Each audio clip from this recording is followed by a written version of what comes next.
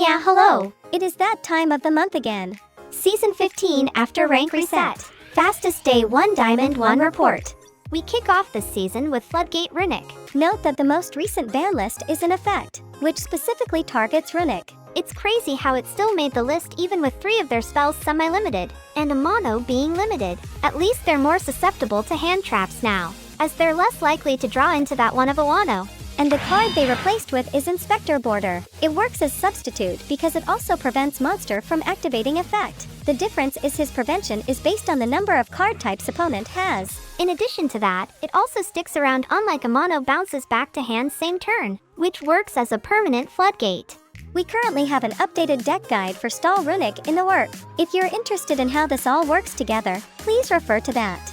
Overall, Runic still retain its massive draw power via Fountain. The limit hit cards just mean they can replace them with more floodgates.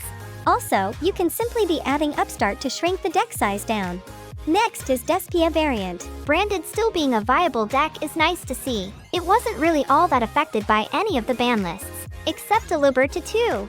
Although running it at 60 cards and not a grass variant is pretty rare to see. That single Elblick looks fun. His removal effect is non-targeting, which will come in handy against some of the meta.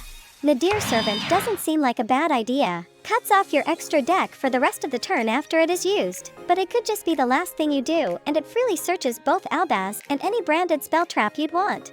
Last is Rickason Avalon. This includes the new cards you can get from the new solo gate. I think being new deck in Master Duel that no one knows about helps. That includes us not knowing how it works, especially if you don't know what to hit or when to hit. Their combo seems to take quite some time. I hear it has trouble against Runix or Runic Sprite as it doesn't have much in the way of dealing with back row. And as far as I know, they can recover from interruptions pretty good. Ricka the boss monster is also a thing to have in mind. They can tribute the opponent monsters which dodges some forms of negates. If she has a plant monster as an XYZ material, the tribute is a quick effect. This also bypasses majority of boss monster protections.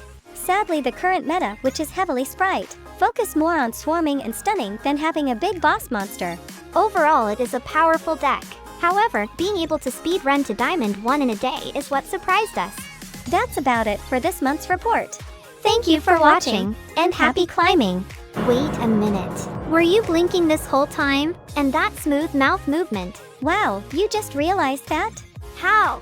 Because I have more PNG parts to animate. Master, what about me? Wow, they both complain about the same thing. I wonder same tactic still works. Candies? Yes! Wahahaha.